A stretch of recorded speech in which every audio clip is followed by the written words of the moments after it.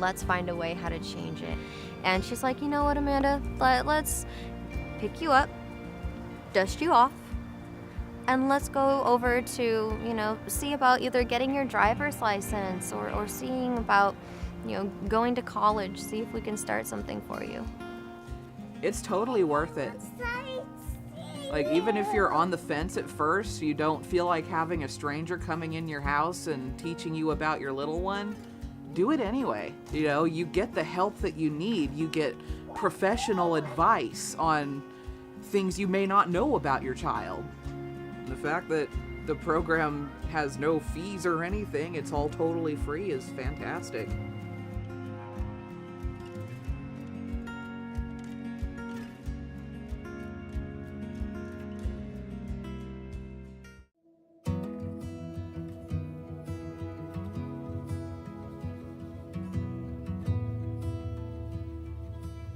Yo creo que si conozco a alguien que está próxima a ser mamá, lo primero que haría sería recomendarle el programa, porque te entrega mucho apoyo, mucha información y más que nada como apoyo emocional, una guía, te da una visión diferente de cómo es ser papá aquí, quizás en este país. Y así pues es un bonito programa, porque pues es buena persona la señora y los ha atendido muy bien. Pensé que nada más iba a ser un programa de orientación quizás para los nuevos padres, pero creo que nos llevamos una linda sorpresa porque Gaby es una persona muy cercana a nosotros, es como parte de nuestra familia, siempre ha estado dispuesta a ayudarnos y a escucharnos con nuestras dudas sobre la paternidad, y en nuestro caso, que estamos solos en este país, ha sido como de mucha ayuda.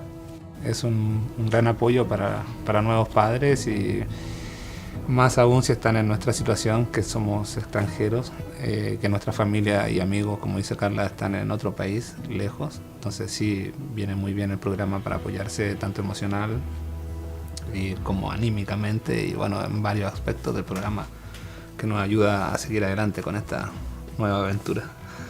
Te ayuda como a ver los distintos recursos que tiene la comunidad para nuevos papás, entonces creo que es de gran ayuda. No queda mucho que agregar, pero lo veo de la misma forma. Que hemos aprendido algunas cosas aquí y pues los han ayudado, como este programa los ha ayudado para seguir creciendo a la bebé, como con buenos consejos y así.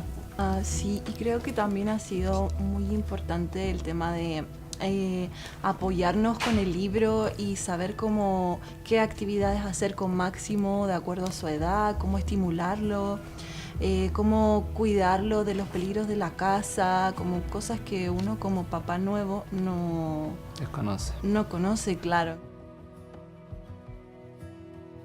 Pues a mí me gustaría que lo siguiéramos visitando aquí en la biblioteca de Covelo.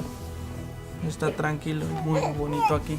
Cuando no nos podemos reunir, nos comunicamos por Zoom o una llamada telefónica o por texto. Donde nos visite, porque ha sido nuestra casa, a veces nosotros vamos a Willits y puede ser en el parque. Gaby llega, hacemos un resumen de cómo ha ido nuestra semana o qué hemos hecho de nuevo, cómo va el trabajo. Luego hacemos las actividades del libro. Vemos si podemos hacer un juguetito nuevo para Máximo, a veces ella lo evalúa, cómo está su sentido motriz, qué ha aprendido de nuevo, nuevas palabras, y jugamos un ratito y conversamos. A mí personalmente también me ayudó mucho a obtener mi licencia a conducir, que era un objetivo que teníamos en cuanto a la familia, sí, para poder estar tranquilos, así que encuentro que ha sido fundamental el apoyo.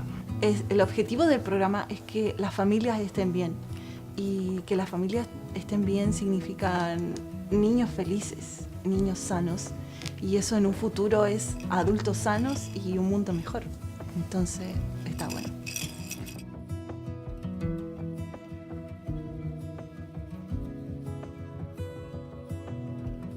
Everybody, I'd like to welcome you to the Mendocino Council of Governments meeting for April 7th, 2025. Could I have the clerk Do the roll call, please. Director Raffanan?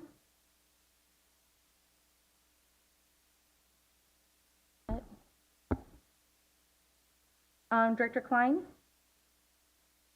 Director Allman is absent. His place is going to be Director Stransky. Yes. Director Hansen?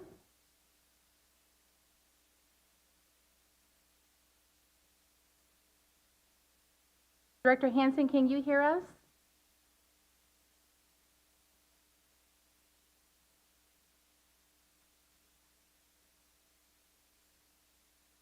Back to him. Director Carter? Here. Director Chris? Here. Caltrans Tasha Ostran? Here. And Chair Haschek? Here. And Jeff Hansen, can you hear us? Director Hansen? Like he's having.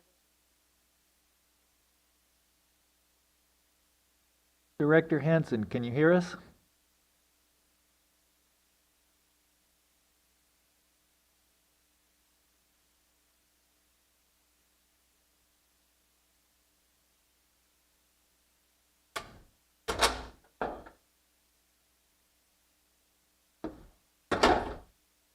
Doesn't look like.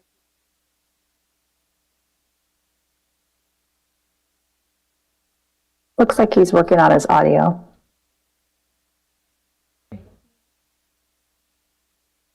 Why don't we start with some of the business? We're going to have the Pledge of Allegiance. Director Carter, could you please lead us in the pledge?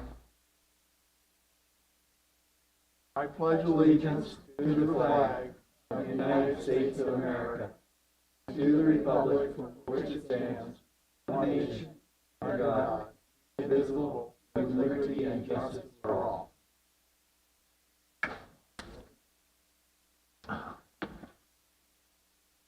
Thank you. I'm going to turn to staff about Assembly Bill 2449, notifications and considerations. Are there any board members participating from non-posted location? No, we have not received any requests for participation under AB 2449. Okay. Let's see. Director Hansen, can you hear us? Yes. Very good. Welcome. Thank you for your patience. All right. So we'll consider him in attendance. Great. So turning to number 3, Northern Rural Energy Network. This is very exciting because it's something that we've been working on for since 2021. And I'm going to turn to staff for the report of status and activity. All right, thank you. Yes, it is very exciting, and I'm going to start by introducing our new NREN staff members.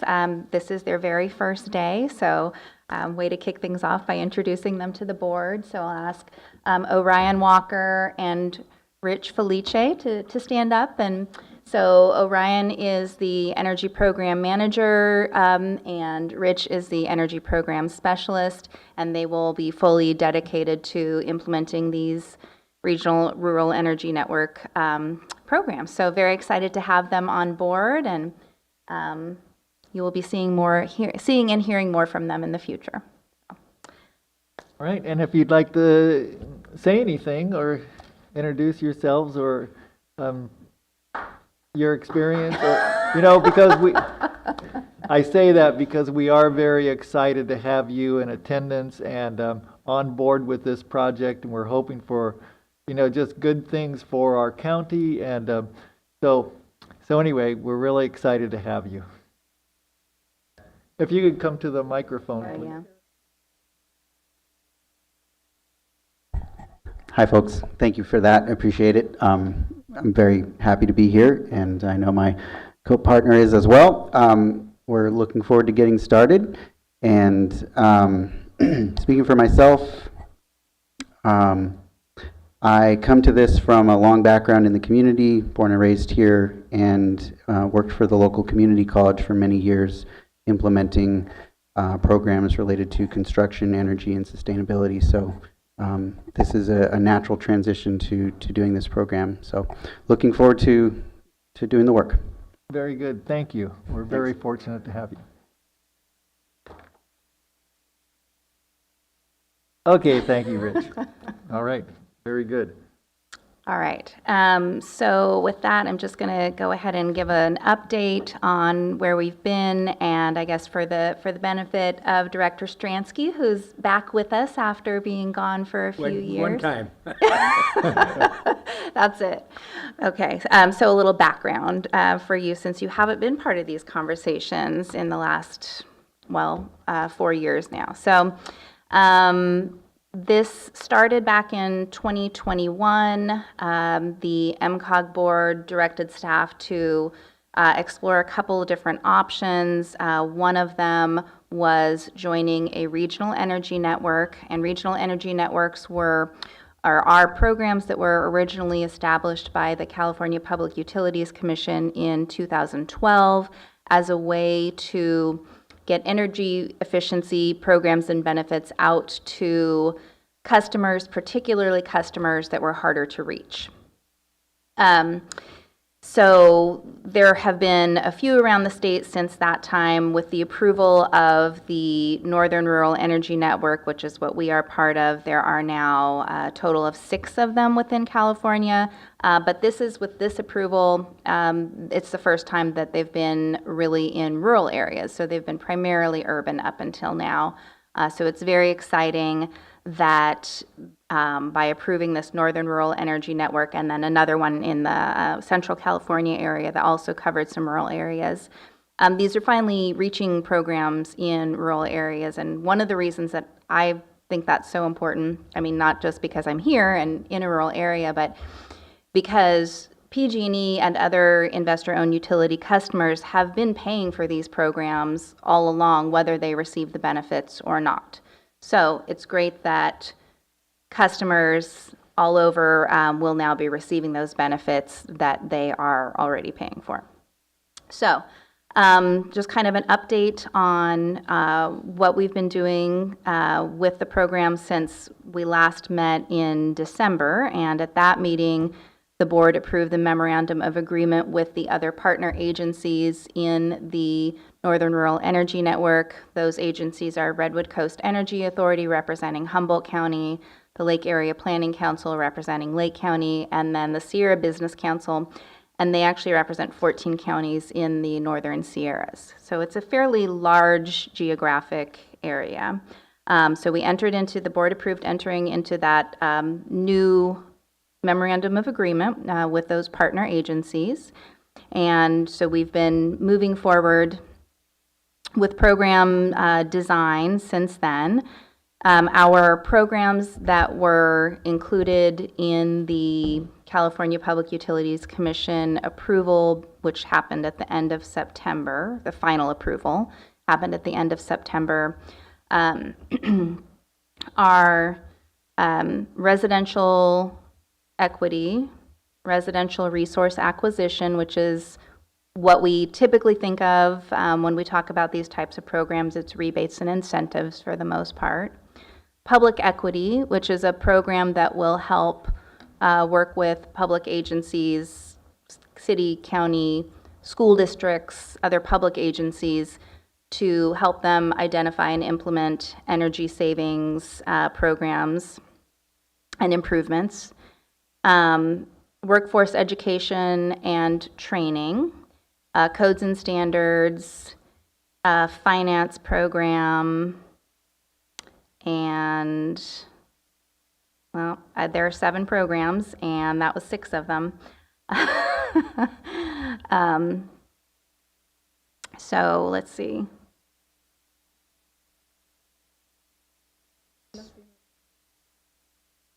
Well, anyway, that's the majority of the programs. Finance. Yeah, I got that one. Oh, commercial. Non-residential equity. Yes, thank you. Yes, so non-residential equity, which will be similar to the public equity that would be working with public agencies. It'll be working with like local businesses to help them identify and make energy cost savings improvements regarding their energy. So those are the 7 programs, and so with the other partners, we've been working on the details to how those programs will actually roll out. We have a draft website that's being tested right now that is supposed to be ready for launch on April 12th. That's very exciting, and that'll be sort of initially the main focus of that website will be as a place where people can access opportunities for rebates. And then as we roll out the other programs, they'll be accessible from that page as well. RCEA, Redwood Coast Energy Authority, which they are the lead administrator for the entire REN. So they represent us with the California Public Utilities Commission.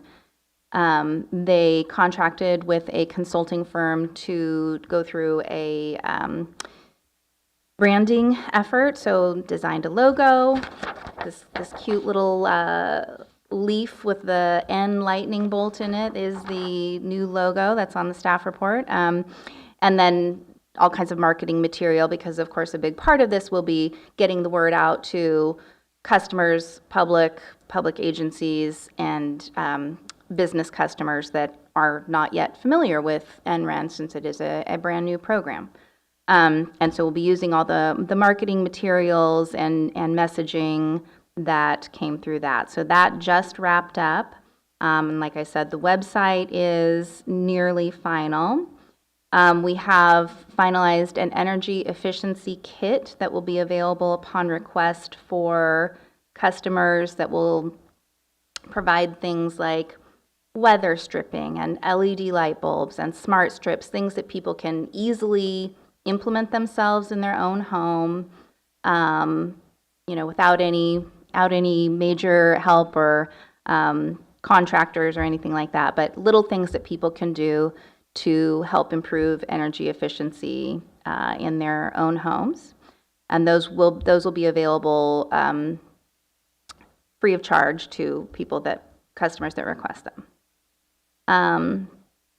We've attended trainings that have been provided on residential energy assessments, which is one of the things that we'll be offering. The trainings that we did were for phone-based assessments, so people can just get on the phone with a staff person and they have to answer lots of questions, but staff kind of walks them through, how to get the information that they need to answer these questions. And then they get some recommendations based on this assessment.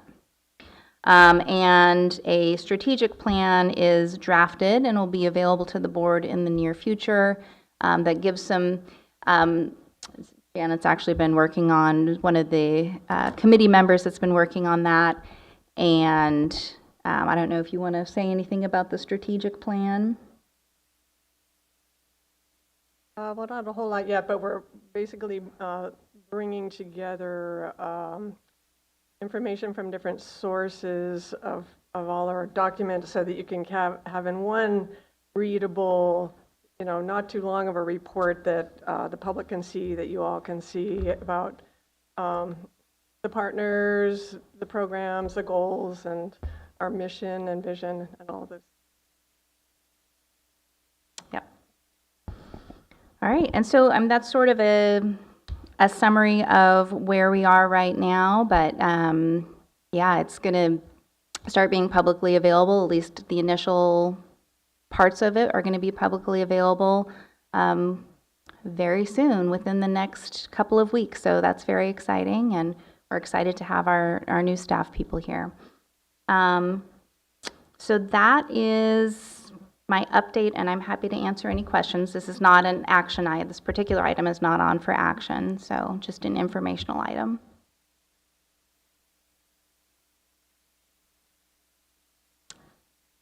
Seeing none, we can move on to B. Adoption of resolution number M 2025, approving an amendment to the Joint Powers Agreement to add energy and climate-related programs as a specific power. Okay, this is subject to the Joint Powers Agreement procedures for authorization by the respective legislative bodies of all parties to the agreement. So all the cities that are part of MCOG have to agree on this too. If we do, then it's only valid if everyone agrees to it. So if I'll look to staff to introduce the item. I can start that. Yeah, so we're a few years into this venture on the strength of letters of support from each of our 5-member jurisdictions. And now as a governance matter, we need to formalize our participation in the NREN, we call it,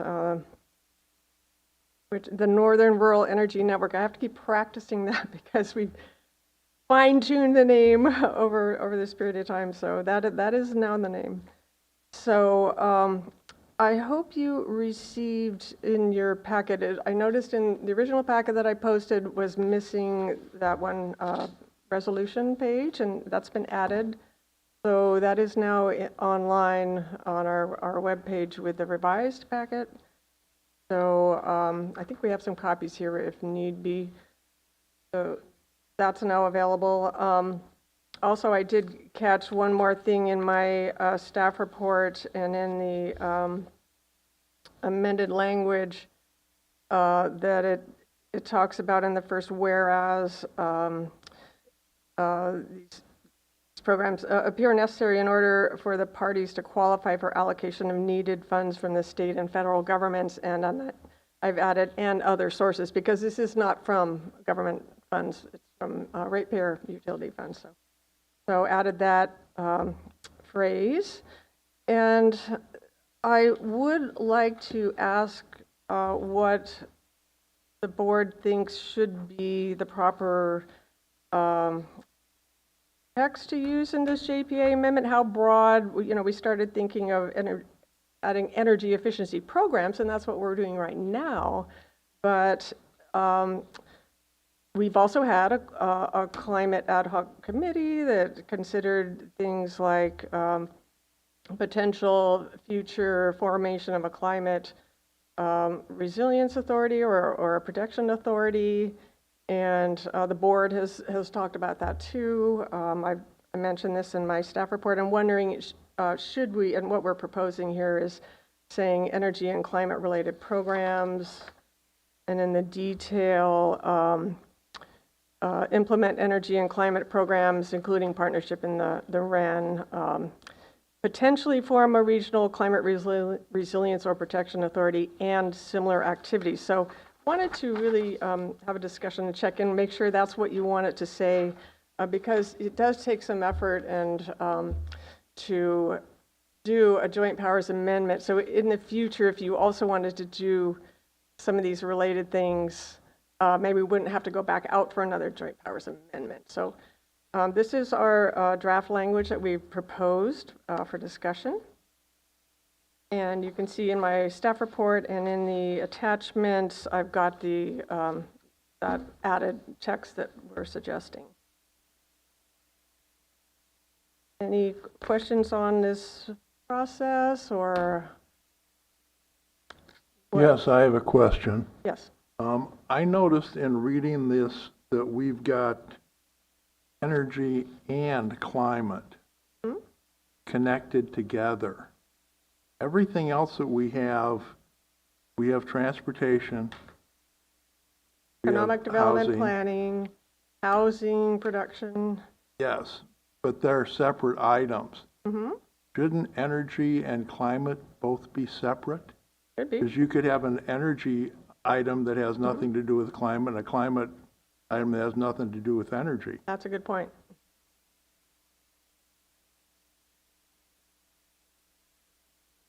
Yeah, I mean, they definitely could be separated, and that is a good point. I think that the reasoning, and this isn't to say that it needs to be this way, because it had come to us from the board together, and so we just sort of grouped them, but certainly could be separated. So what you're thinking is that it should be and or two to separate them? That they should be separate items. Well, we could Just have like transportation is separate from housing. Climate should be separate from energy because you could end up Right. with something. The way I'm reading this, it's almost like it has to be energy and climate related. Well, we tend to do those things in that context, but we could certainly have a separate bullet item that is for climate. Right. Yeah. Add So, a D, add a D and an E. right. I just see that you're trying to avoid future problems. Yes. So that we can, that we have that flexibility Yes. in the future, so. So if we have something that's energy related, we Yeah. can address it even if it's not climate related. So they're not And necessarily vice versa. tied together. That's a really Yes. good point, yeah. Okay.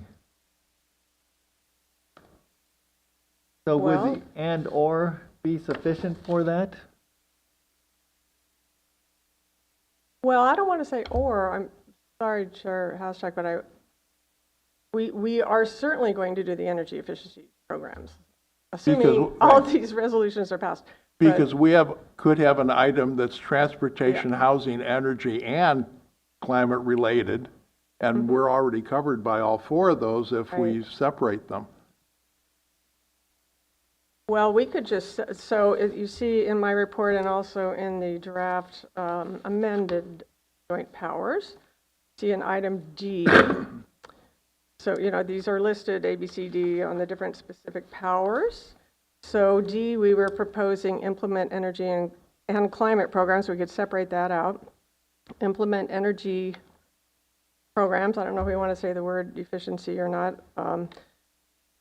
Including partnership in the Northern California Rural Regional Energy Network, and then have a separate bullet, E, for potentially form a regional climate resilience or protection authority and Okay, similar activities. gonna- We could just separate that bullet D into two things. I'm going to look That to works better. Director Chris. So I didn't participate in the formation of that document at all, but my assumption when I was reading it is that they're tied together because when you're talking about energy, you're really looking at the source of the energy and is that climate friendly? So keeping that in mind with all the projects around energy, are we doing sustainable sourced, responsibly sourced energy? That was kind of how I was looking at it. So with anything, like are we being responsible to the climate while we're moving forward in these projects? Because we're not necessarily as MCOG like addressing the climate issues except through our projects. I might add that we have other climate resiliency projects such as addressing sea level rise, wildfires and things that aren't necessarily tied directly to source, so. Let's see. How about if you work on that language and we table this until the end of the meeting, we come back to it later? Would that work? Yeah, we can definitely We'll come try for back to it. Yeah, we could come up with some more, a few options for that. Okay. So, we'll set this aside then, and come back, it has to be under the action calendar.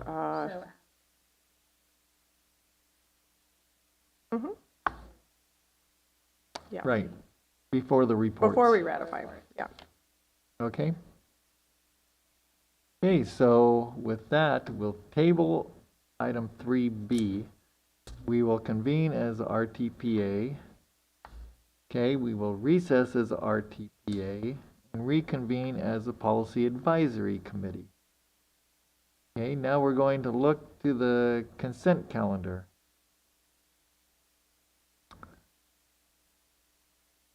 Any comments about the consent calendar?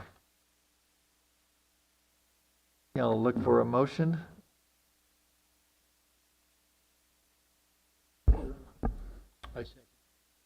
Okay, is there any public comment on the consent calendar? Okay. There is a second from Director Stransky.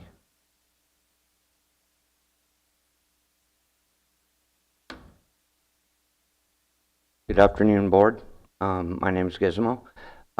We recently have had some fires down south, of course, during December, and I just wanted to bring up several things that I've discovered. One, Gizmo, yes, do these have to do with the consent calendar, or are they public expression? this is public expression. I just want to bring Okay. a little content to. So we're right now on consent calendar. Oh, I'm sorry. I thought it was my turn for public expression. No. Oh. Okay, I'll call you in a minute. Okay, so we have a motion and a second for the consent calendar. Clerk, could you conduct a roll call vote? Director Klein? Director Stransky? Yes. Director Hansen? Yes. Director Carter? Yes. Director Chris? Yes. Caltrans Tasha Ostran? Yes. And Chair Haschek. Yes. Thank you. Okay, so that passed. Okay, now we're going to move on to public expression.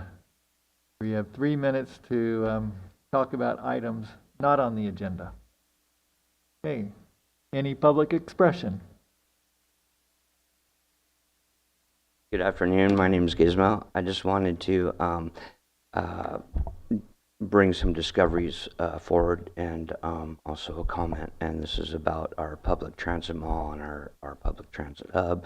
And I know I'm probably stepping on some toes over at MTA and possibly the city, but with the recent fires down in Los Angeles, I've learned that there was nearly zero loss in public transit. In fact, the bus drivers were more like heroes. They went back into the fire and picked people up.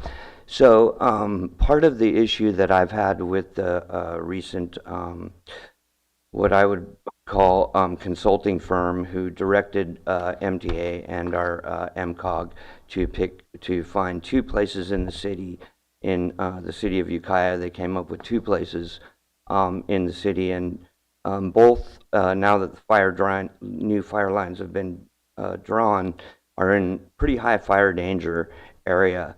So I think it would be irresponsible for us to use even though we spend a lot of money on these firms, I think things have changed. I think we have to look at this a little bit different. And this is my opinion, is that using the 2 spaces that have been suggested for a public transit mall is could be a quick loss of our investment. This investment is a big deal for us. We haven't had a public transit mall or a hub like this. And it should also be considered that a lot of this evacuation that was done by the bus drivers were done by themselves, like there wasn't a plan. And another concern I have related to that is that we recently had a tsunami test on Wednesday a couple weeks ago. In that tsunami test, none of the sirens were used in all 3 counties. So to specifically have a tsunami test with no sirens, to me seems like crazy. Like I would never have a tsunami test without a siren, number 1.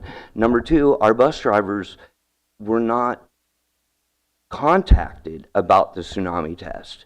So we have no plan for our bus drivers, whereas they need to be picking people up and taking them to high ground ASAP as soon as possible. So we can utilize a plan that was already implemented in an emergency situation while a fire is happening. There's already a model for us. We just have to redirect where we're going to build this public transit mall. And my opinion is it needs to be in our ICP or our incident command post, which is set out at the old Masonite site, which is in a place that cannot burn and is above the flood zone. Thank you for your time.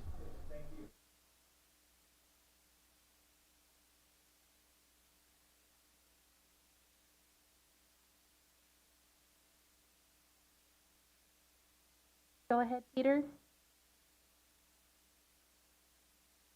Thank you. I'm here today to make a request to MCOG in your capacity as the lead agency for transportation planning in our area. And my request is that MCOG consider deleting the Mendocino Railway from its transportation plan that it currently has in place and the one that it is in the process of updating for 2026. And the reason that I make this request is that the Mendocino Railway does not provide passenger service or freight services in any significant way. And this has been the fact for over a decade in Mendocino County. And it's been confirmed by both the CPUC and our local county courts in reviewing the Mendocino Railway's operations. So I believe, and I hope that it's time we recognize that the assumption that Mendocino Railway is a viable mode of transportation rather than an excursion train that provides visitor services for purposes of entertainment and amusement is a falsehood.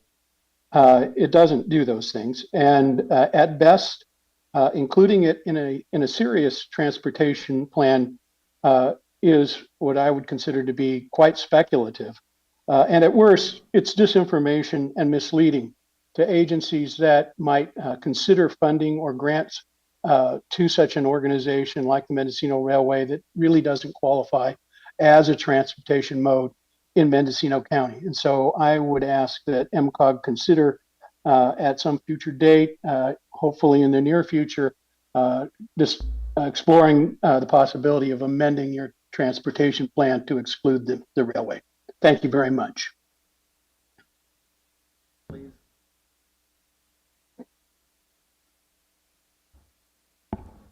Yeah, Peter, would you mind stating your name for the record, please? My name is Peter McNamee. Thank you.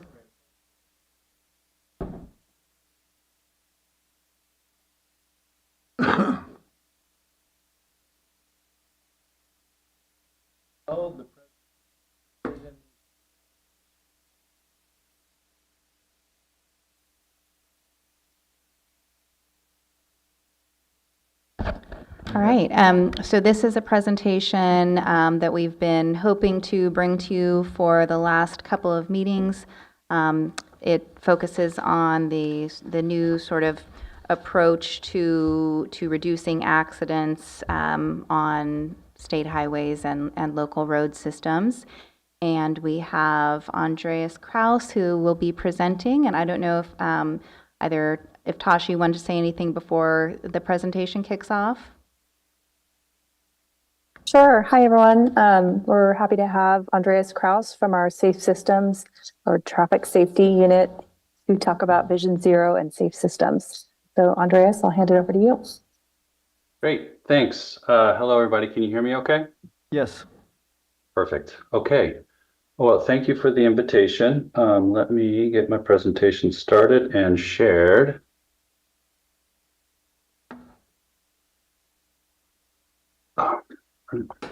Need to share my screen first. Okay.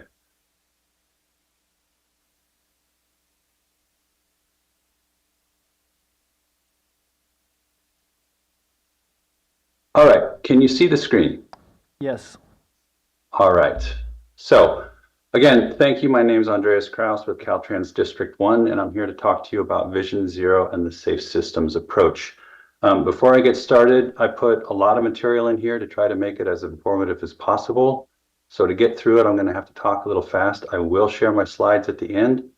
And the way I'm sharing my screen, it's hard for me to see you or see the chat. So if something comes up, just say something. Andreas, we're seeing your notes page or your outline page. We see the slide, but also the outline page. Okay. It just needs to go into presentation mode. Yes. Yeah. Let me I shared the wrong screen there. Let me do this again. Thanks for letting me know. Screen 2. There you go. Okay. Perfect. Okay. So I'm going to be talking fast. I will share the slides, and if we could just hold questions to the end so I can get through this, that would be great. All right. So let's get started.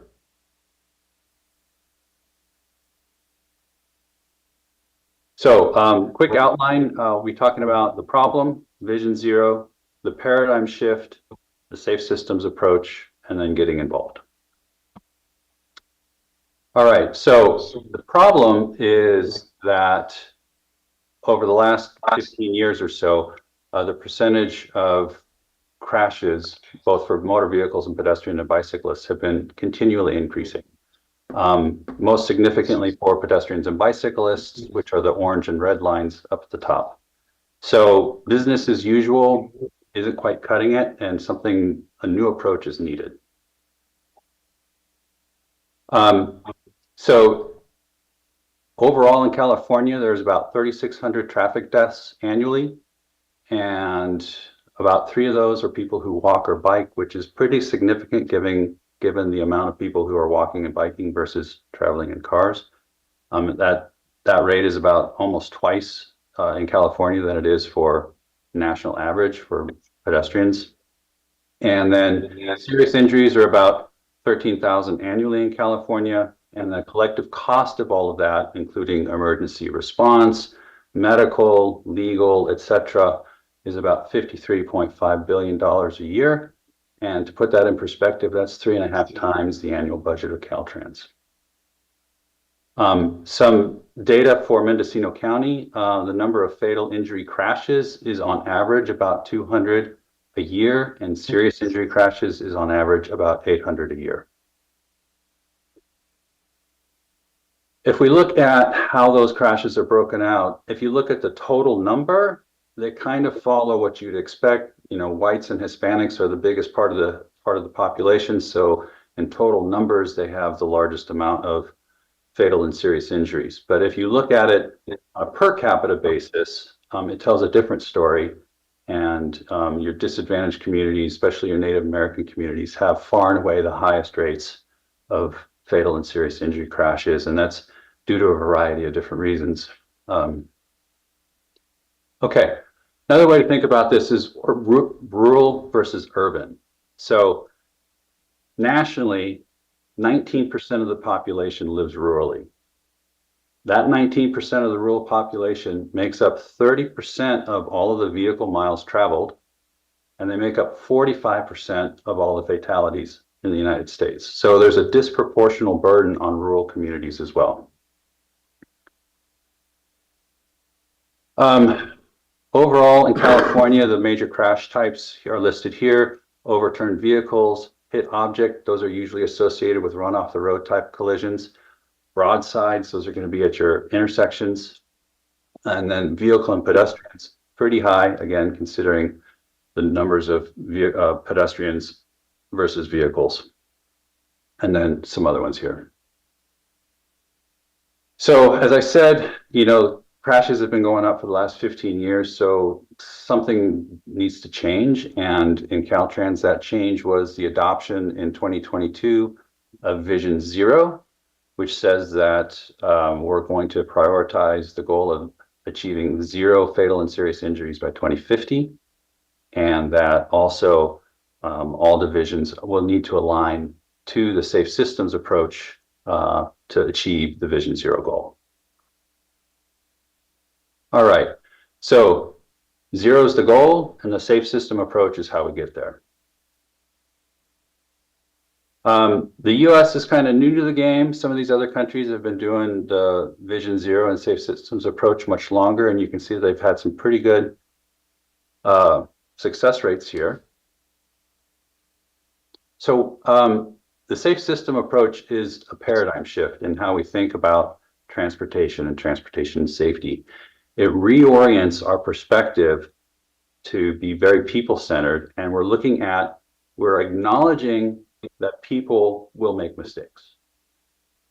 So if you acknowledge that up front, then can you design the system to keep the impacts on the human body to tolerable levels, so that if a collision does happen, that it's survivable. All right. So overall, this is the safe system approach. The principles are around the outside, and the elements are on the inside. So the principles are death and serious injury is unacceptable. Humans make mistakes. Humans are vulnerable. responsibility is shared, safety is both reactive and proactive, and redundancy is crucial. So those are the overall principles. Then the elements themselves are safe road users, safe vehicles, safe roads, safe speeds, and appropriate post-crash care. And if all of those line up, then the chance of actually having a fatal or serious injury at the end is significantly reduced. And for today's presentation, just in terms of time, I'm going to be focusing on the safe roads and the safe speeds. Okay, so how is the safe system approach different than the traditional way of doing business? In the traditional approach, we focus a lot on minimum design standards. With the new approach, we're looking at data-driven safety performance. So how effective are different treatments for different types of collisions, and what is the road type telling us in terms of what types of collisions might occur there? Traditionally, we would look at reducing all crashes. With the safe systems approach, we're very focused on preventing death and serious injuries. So the property damage only, the kind of the fender bender type stuff, not so concerned about that. Improving driver performance, the traditional approach to, hey, we acknowledge people are going to make mistakes, so let's design for them making those mistakes and try to build in those redundancies and lower the severity of the outcomes when somebody does make a mistake. Traditional approach, speed enforcement, traffic calming. New approach is very focused on reducing kinetic energy, and part of that is moving more towards a self-reinforcing road, which is a little bit more, it's a little bit stronger than just traffic calming. And then traditionally we would design for the peak period. With the new approach, you need to consider the non-peak and the dark conditions. And dark conditions, speeds are typically higher, and 60% of the fatal crashes occur during darkness, dusk, and dawn.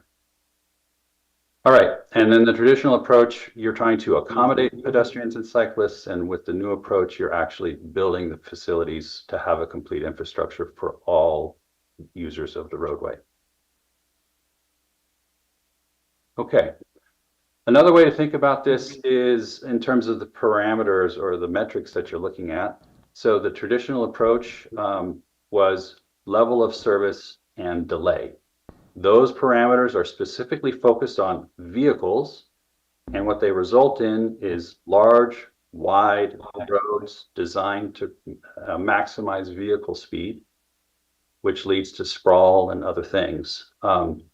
So a few years ago, Caltrans did away with level of service as our primary metric for design and replaced it with vehicle miles traveled reduction, which basically helps usher in more walkable communities, more economic vitality locally, things like that. There was also a big focus on warrant studies and looking at the lowest cost alternative. The new approach, especially for intersections, is this was just released this last September. It's called the Intersection and Operational Assessment Process Guide, or ISOP, and it adopts a safe system approach into looking at your intersections, and you're identifying the optimal solution by comparing estimated changes in speed, delay, crash frequency, and cost among all alternatives, and you're looking for best value and safety. Okay, so I want to focus in on speed for a little bit. So the quote says, "Speed is at the heart of a forgiving road transportation system. It transcends all aspects of safety. Without speed, there can be no movement, but with speed comes kinetic energy, and with kinetic energy and human error comes crashes, injuries, and even deaths." So speed is a big parameter, but what is kinetic energy? So kinetic energy is the energy of objects in motion. The amount of kinetic energy basically drives what the impact forces are when two objects hit. And the equation is 1/2 times mass times velocity squared. So basically the weight of the objects and their velocity, that's the kinetic energy. And I just wanted to point out that velocity is a squared term, which means that velocity has a bigger outsized component of the kinetic energy than just the mass of the object. And you'll see that here in the next slide. This slide is the fatality risk for different types of impacts by speed. And they all have these very sharp S-curve shapes. That's the velocity square term there that causes that shape. These are idealized. The data is a little bit messy when you look at it, but this gives you a sense. One thing I'll say is the head-on collisions are the furthest to the right at the highest speed. That's testament to the fact of 50 years of vehicle innovation, vehicle safety innovation with seat belts and crumple zones and airbags and all that kind of stuff. So if we take a look a little bit closer here, I'm going to look at the auto hits pedestrian, this first line. Well, across all impacts, the magic zone here is really between 20 and 40 miles an hour. So one thing you'll see here is that the fatality risk varies quite drastically with small changes in speed within this 20 to 40 mile an hour zone. So little changes in speed can make a big reduction in fatal outcomes. All right, if we just focus in on the pedestrian hits, if you were to consider a 30 mile an hour hit, and that was reduced down to a 25 mile an hour hit of a pedestrian, you just halved your fatality risk for that pedestrian. And if you dropped it all the way to 20% from 30, that's a 75% reduction in risk. Again, these are exponential curves. Things change rapidly with small differences in speed. This is a similar graph, but it considers both fatal risk and serious injury risk. The graph before was just for fatal risk. And here you can see this 20 to 40 miles an hour again. That's sort of the magic zone. And the numbers change quite drastically with speed. They're, again, exponential changes. All right. Speed has some other impacts beyond just your fatal and serious injury risk. One of them is the higher your speed, the more tunnel vision you get. So here's a graph from Seattle DOT. 15 miles an hour, a driver can basically see everything on the road, including the sidewalks and people trying to cross the road. But by the time you reach about 30 to 40 miles an hour, your tunnel vision, you got a lot of tunnel vision and you don't see anybody on the sidewalks. You can only see way far in front of you. So the faster you go, it's harder to actually see people trying to cross the street. Your braking distances, your stopping distances increase quite significantly in that same magic 20 to 40 mile an hour zone. And then here's a graph where they looked at the driver yielding behavior for pedestrians trying to cross at an unsignalized intersection. And so the bottom of the graph, everybody yields. At the top of the graph, nobody yields, and then speed is the horizontal axis. And if we look at 30 miles an hour, basically there's very little or no yielding to pedestrians trying to cross the road. At 40 miles an hour, there's effectively no yielding from motorists for pedestrians trying to cross the road. The same is true with the number of lanes that increase. So the more number of lanes, the same effect happens with speed. And incidentally, the same issue is for the driver willingness to stop at local businesses. The faster the roadway speeds, the less willing that they are to actually stop at local businesses. Okay. Speed management is a whole separate talk. I don't want to get into it. Speed limits are actually relatively complex. They're set by the California Vehicle Code in terms of how they're set. Local agencies have a little bit more flexibility than Caltrans does, but effectively it's driven by how fast drivers drive. We measure that, we take the 85th percentile, and that's the speed limit. So the look and feel of the road, drivers drive as fast as they feel comfortable based on the look and feel of the road. If you want to lower the speed limit, you have to change the look and feel of the road so drivers drive slower. Then as they drive slower, those measurements will reduce and then the speed limit will reduce. So some speed management strategies include traffic calming, self-reinforcing roadways, and enforcement. Enforcement is a temporary fix, it doesn't last that long. People will start speeding back up shortly after the enforcement campaign is over. Okay, safe roads. They are designed to prevent crashes among all users and keep impacts to the human body at tolerable levels. Gets back to that kinetic energy. So, ways to do that: separate users in space, separate them in time, and increase attentiveness and awareness. Additionally, to manage that kinetic energy, you want to manage the speed, manage your crash angles, and have a way to manage that energy distribution when collisions do happen. There's a whole series of proven safety countermeasures from FHWA that can be used to enhance road safety. I'm not going to get into all of these. The website is there. One thing I do, and they also then, all of those 28 countermeasures, they classify them into tier 1, 2, 3, and 4. Tier 1 being the most effective, but you want to use as many of these safety countermeasures as you can.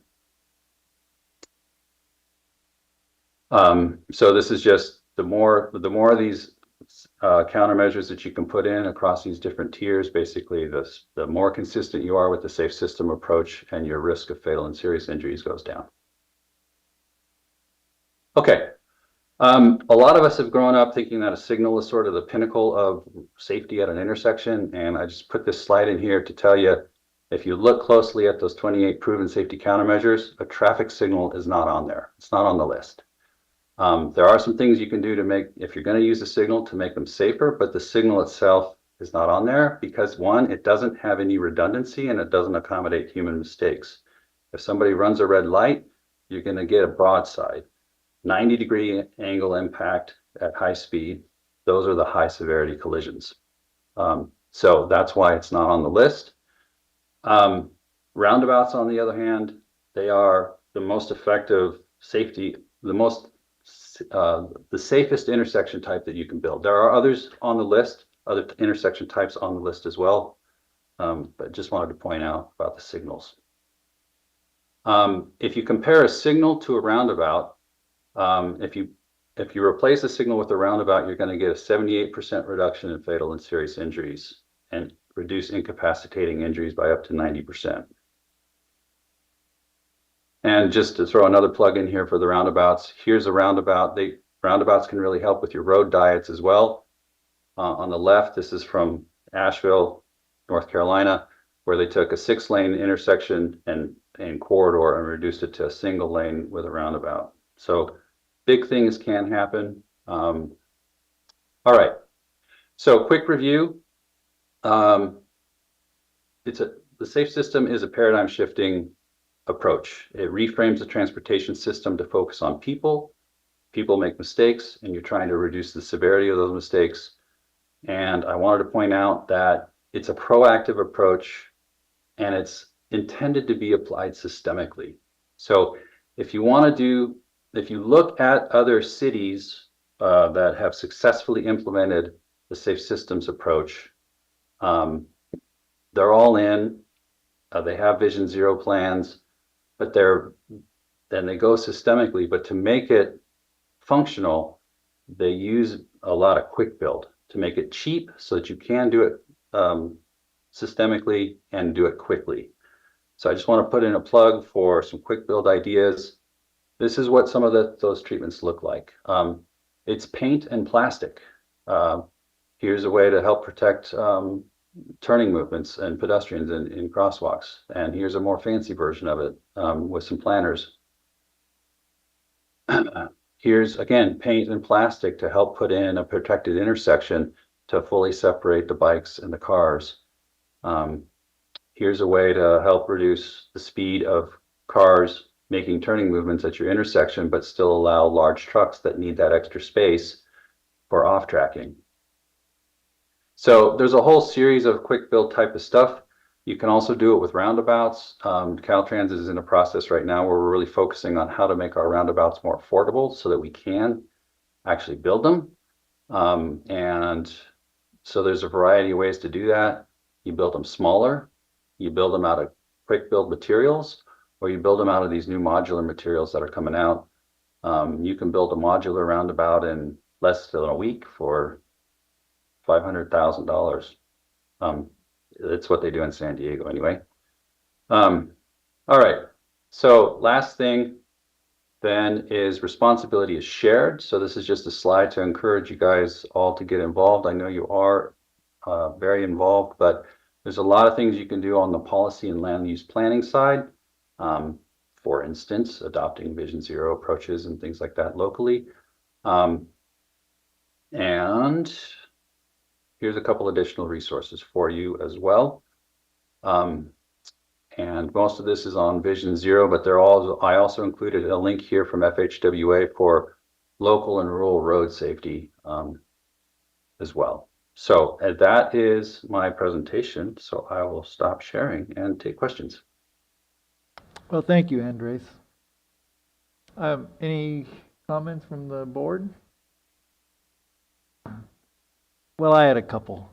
That in Mendocino County, we certainly hear a lot about speeding because of our rural nature and lack of enforcement. So CHP isn't always there, or the sheriff's deputies don't consider that part of their job of, enforcing speeding on roads. Mm-hmm. And so there's certainly a desire amongst a lot of our constituents to do road calming and, traffic safety measures. And so, we keep hearing from the Department of Transportation that they're looking for a grant to do a policy for traffic calming measures so that it's a unified policy throughout the county. And until that study's done, we're kind of not doing anything about that. So my question is do you know of any grants out there or measures that we can take as a county with very little resources right now, few resources available, and how can we move forward with some of these issues? Because we're certainly seeing, I think all of your information was right on, and certainly in my district where Native American communities are suffering a lot of those fatalities and traffic accidents, and there's just we're grappling for ways of reducing those deaths and traffic accidents and calming the traffic. So I'm not an expert on grant opportunities. I believe the FHWA does have some grants for developing high injury networks and other planning issues for rural roads. Scott Elsmore is our Caltrans grant specialist, and he would have more information on grant opportunities. Yeah, I've talked to Scott, and I've connected him with our Director of Transportation. Great. So I mean, that would be a place to start. I think there's a lot that you can do even without the grants in terms of just using your own staff resources to relook at some of your policies and see if there's some, you could, for instance, adopt the ISOP guidance that Caltrans recently published for how to go about deciding what the best intersection type is. You could follow Caltrans's lead on moving away from level of service and adopting more of a vehicle miles traveled type of approach to help evaluating your transportation impacts. Those make big differences, and you don't really need a grant to do that. You just change your policies. So there are some things that you can do without grants. Writing a Vision Zero document, developing a high injury network type map or something like that. Those probably do require a little bit more funding resources. So I would just encourage you to pursue all avenues. Okay, thank you. Director Klein. Yeah, thank you, Chair, for your comments about how we can apply this approach to Mendocino County. The thing that comes to mind for me is thinking about the Caltrans Hopland 88 project that's happening in my district. And while there are certainly some upgrades that will be happening in terms of safety, the community has expressed to Caltrans that it's not going far enough, and there's not this level of approach, a Vision Zero, a safe system approach to that project. And so I just want to kind of make that comment. It's eye-opening to see some of these options that could have been implemented to a Caltrans project. So that project in particular has very significant issues with utilities, and that actually constrained what we can do, and we had to redesign the entire project around the utility constraints. Yes, thank you. I'm well aware of that. Yeah. I do want to So- also add, though, you're showing options in this presentation. And again, I appreciate the things that are being done in that project because there are some upgrades. But even just some of the traffic calming measures that were shown with paint, plastic versus some of the high end, there are other options that can be looked at. And it's really important that we see some of those things happening when we're bisecting a downtown of a community with a highway. Understood.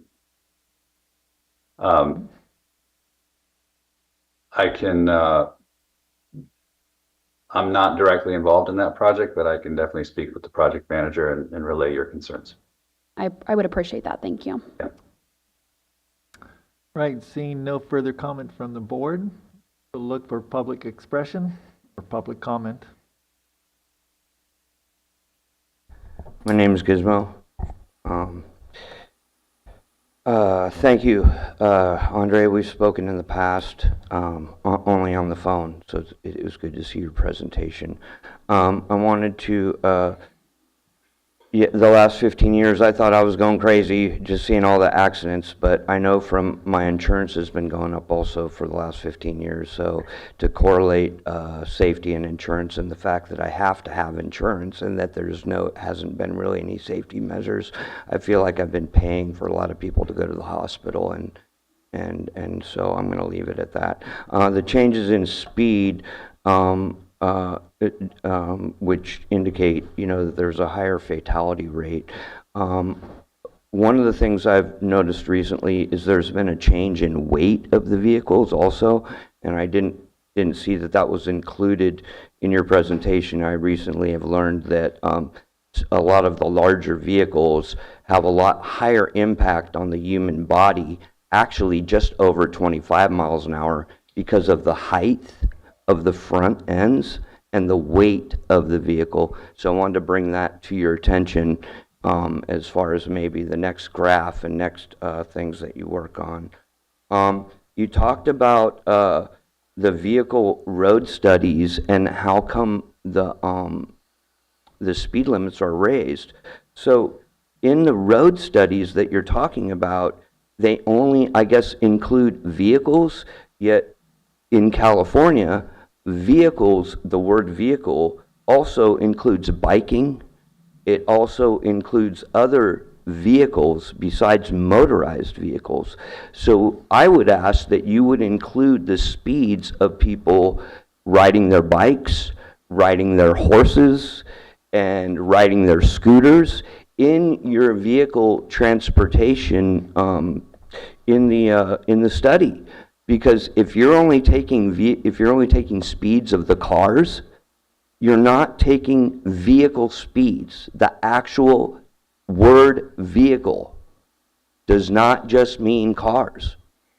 And so, yeah, of course the speed limit is going to go up if you're only taking vehicle speeds or if you're only taking car speeds. So I think we should relate those two specifically to not just cars, because the roads are designed for everyone. And so you've put us in this catch-22 in a way. You're talking about speeds and people dying, but then you're telling us you can't lower the speeds.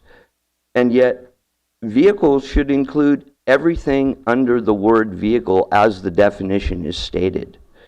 And my last comment is when I was younger, insurance companies came to my school.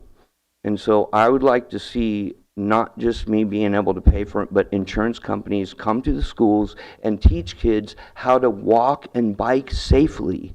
That allows them to learn how to drive safely. And when you know how to walk and bike safe, you end up being a lot better driver, which is going to incur less insurance and more safety and less people dying out on the roadway because there's less insurance claims. So Thank that you, circle I Gizmo. wanted to bring. Thank you. So quick response to the comments. Thank you for those comments. CHP has a funded program to do education and outreach, and they do go to schools and provide that type of training. If that's something that you guys are interested in, please reach out to CHP. In terms of speed limits, it's a complex topic. It's regulated by the California Vehicle Code, specifically all aspects of it. I'm happy to give you a link that explains how speed limits are set. So I'll provide that along with my presentation. And then the earlier question, the first question or comment was about Vehicle weight. vehicle weight. So safe vehicles is part of the safe systems approach. Due to my time limitations today, I did skip that portion of the safe system approach. The United States, our vehicle testing processes currently do only consider impacts to the vehicle occupants, not people outside the vehicle. So that is, there is a proposal to change the vehicle safety rating testing to also include pedestrian impacts. So hopefully that will move forward. But yeah, that gets to vehicle weight and hood height and all those other things that you had mentioned. All right, Go ahead, Dave. Okay. David. Thank you, Chair Hashak. Appreciate a moment to speak. My compliments to the Board of Directors and to staff and to Caltrans for bringing this discussion to the agenda today. It's very helpful information, and I'm glad, Mr. Kraus, that you're in your position to give voice to this very important initiative. A lot of which is new, but much of which is not new. It's been, again, a work in progress over decades. Great to see the progress. And I want to give Caltrans District 1 credit for work that's being done in the South Wallala area and the Mendocino South Coast area, such as the Wallala Curves Project, that'll help to resolve some very acute curves and substandard lanes and improve bicyclist safety as well as motorist safety down on the South Coast on State Route 1, and as well as some considerations that were made in recent emergency repair work, such as at Sedalia Drive, where one of the leave-behinds for a emergency culvert replacement was a 4-foot wide paved shoulder along State Route 1. That is a tremendously valuable resource for pedestrians moving north and south along Highway 1 in the village. I want to just ask, however, that these thoughts, as important as they are not left behind today, that the Vision Zero concept and safe system concept become an active part of MCOG's regional transportation plan and active transportation plan update. So for example, there's a rubric, a scoring rubric that assigns values to the decision-making process for policy formation and project selection in all temporal terms. And from my perspective, and again, my perspective as a resident, but also as a member of the Wallala Municipal Advisory Council, is that we in Mendocino County are not yet giving enough credit to issues that underpin the potential success of Vision Zero and safe system strategies. I acknowledge that most of us get around in motor vehicles. This is a big county, lots and lots of roads, lots and lots of pavement, really tough to maintain standard of care. Yet, I believe we can do better as part of our standard of care to provide a bit more attention and a bit more investment in roadway improvements that also facilitate non-motorist traveler safety, such as paved shoulders and other types of refuge that enable pedestrians, again, to step out of travel way and navigate, for example, drainage areas. One last request for consideration, again, recognizing that the Wallala Downtown Streetscape Project and now the emerging emergency repair at Old State Highway, the south end of Wallala, These are projects that are going to be dominated by existing budgetary constraints and emerging budgetary constraints and implementation imperatives. But I would ask Caltrans, take another look, particularly at the State Route 1 Old State Highway intersection. Dave, and your consider, time's up. please, a low-cost roundabout improvement there. Thank you very much for your time. Thank you. All right, any further comments online? Hey, any further comments from the board? I wanted to make just a follow-up comment to the question earlier about the county DOT wanting to have a traffic calming policy in place and potential funding for developing something like that. It's something we can work with them to see what kind of funding might be appropriate for something like that. It's a little different than what we usually do because it's a policy development, not a plan exactly. So it's a little different, but we can work with them to try to identify some potential funding sources for that. That would be great. Nephili, Caltrans has a few things that might be helpful. We do have a traffic calming guide that we published about within the last year, and we also published a design information bulletin 94, I believe it is, that basically focuses on more of the main street environments that have speed limits of 40 miles an hour and less, and what you can do at least from a Caltrans design. It opens the door. It gives essentially an alternate design standard for those roads that you can follow instead of just the highway design manual. So there are some Caltrans resources that could benefit you. All right, thank you. Mm-hmm. Okay. Thank you very much for that presentation. Very informative. I guess one thing that came for me was there was a couple mentions of the traffic plan that we have. So when is that coming to the board? Or, there's a couple options about adopting the zero vision and also, about the skunk train. So when are we going to be looking at that? The regional transportation plan, which is our major planning document. And so we are, as you know, we're in the middle of an update of that regional transportation plan, an active transportation plan. We will be giving a little bit of an update later on under reports, but as far as timing, we need to adopt by February of 2026. We would like to have it adopted by December of this year. And so what that means is that we'll probably be bringing a draft to the board in at least October, some form of a draft. You might see some things piecemeal prior to then. We would plan to have a public draft available in late summer to give the public an opportunity to respond. So that's the timing on that. Okay, so in the meantime, if we have ideas, we should just bring them forward and kind of get them out, start floating these ideas out there. Yes, absolutely. I mean, we can certainly, we do have a pretty regular agenda item under reports, just to give an update on this, but that would be an opportunity at MCOG board meetings where directors could provide input as well. Right. Thank you. And thank you, Andres, for that presentation. Thank you for the invite. Moving on to item 13, the TAC recommendation of February 19, 2025, Carbon Reduction Program Funding Awards. Good afternoon, board. James Sookney, Program Manager for MCOG. Thanks, Gizmo. So only a couple of you are familiar faces from the last time I talked about this. So just a quick background, Carbon Reduction Program came from the IIJA, the Federal Transportation Bill. It's administered through the FHWA, Federal Highway Administration.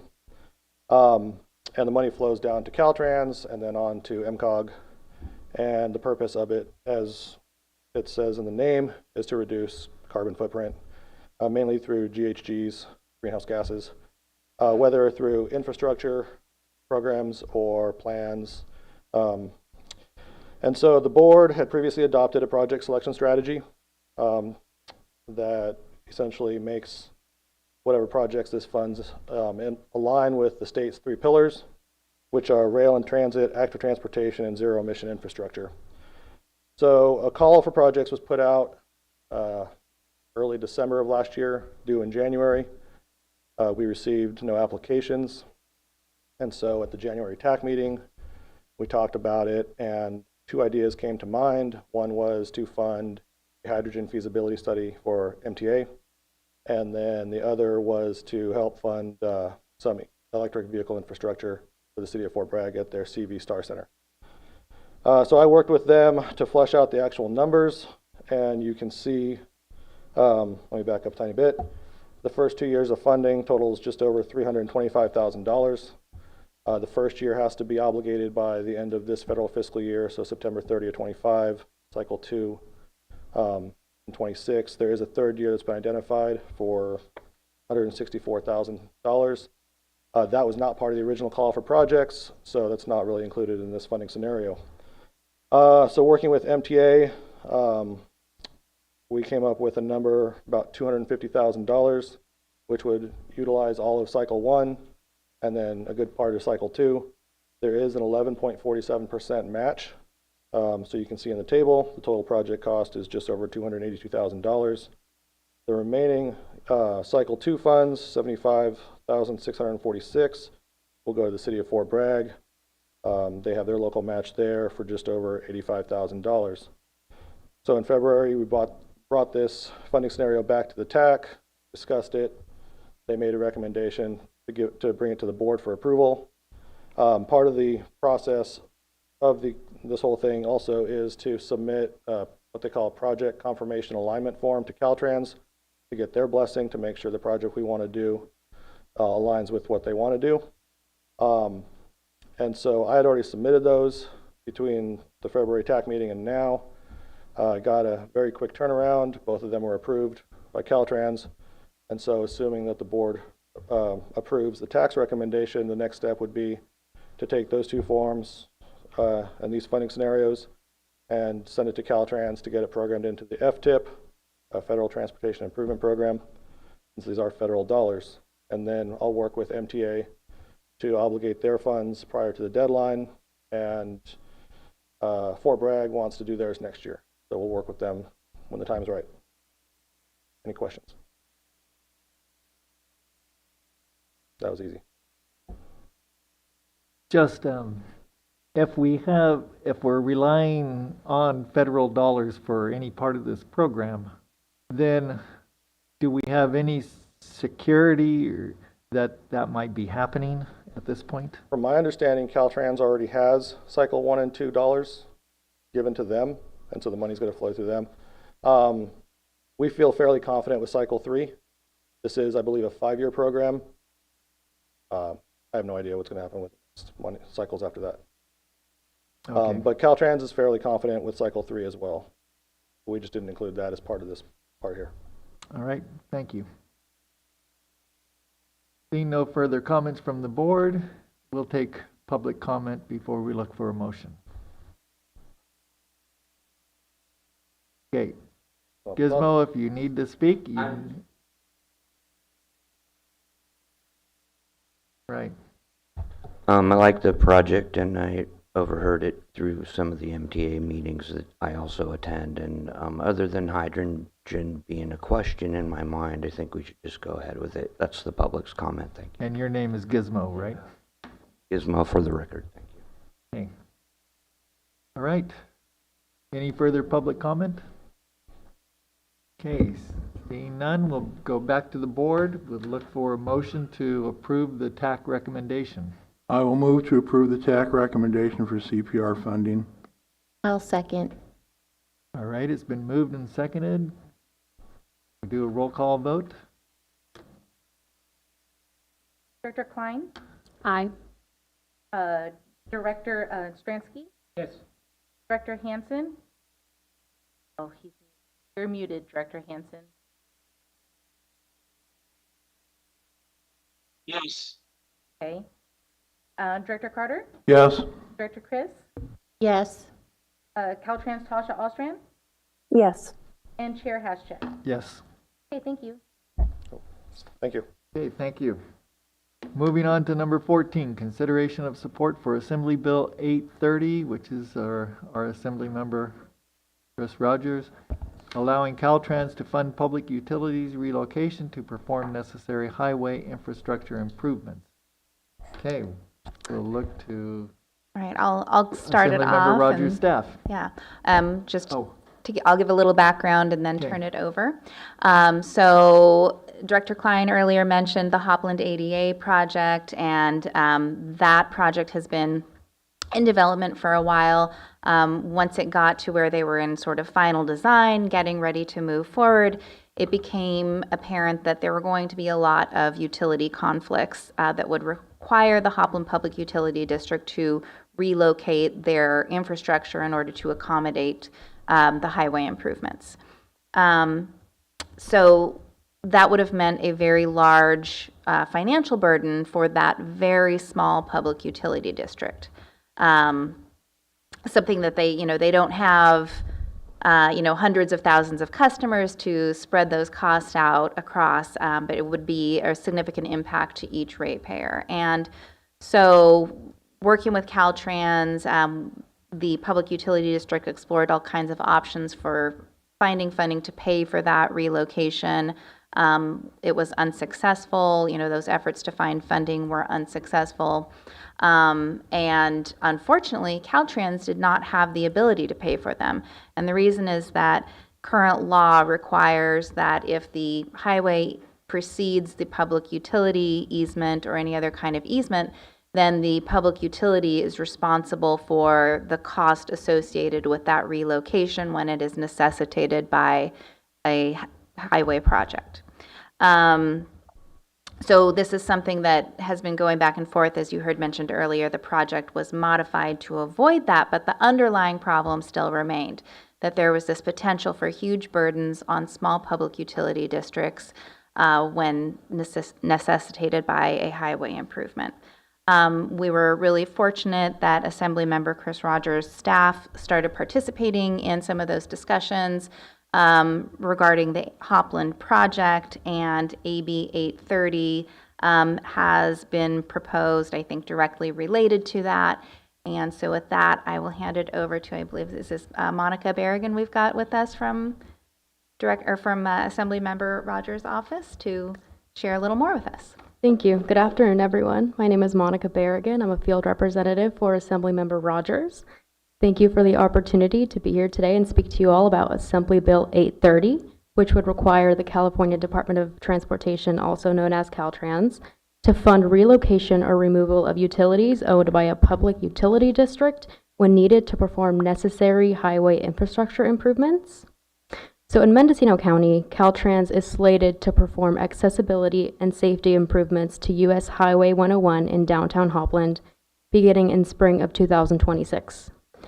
In order to make these improvements along Highway 101, water and sewer lines owned and maintained by the Hopland Public Utility District would need to be relocated.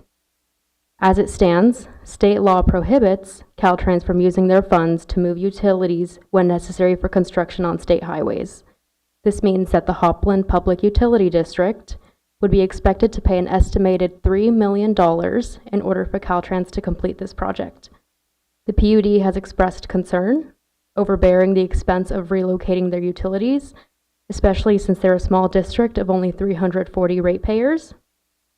Due to the immense cost to Hopland PUD, Caltrans is now proposing to complete the project in 2 phases in order to move forward with their plan of beginning construction in spring of 2026. Phase 2 of the project would still be contingent on Hopland PUD acquiring the necessary funding to relocate their utilities. This bill aims to eliminate the burden on rural communities by requiring Caltrans to fund the relocation or removal of PUD's utilities under the district's encroachment permits with Caltrans in order to ensure that highway improvements are completed in a timely manner. AB 830 is scheduled for a hearing in the Transportation Committee on April 21st, so we kindly ask for your support of this crucial piece of legislation. Thank you, and please let me know if you have any questions. Director Klein.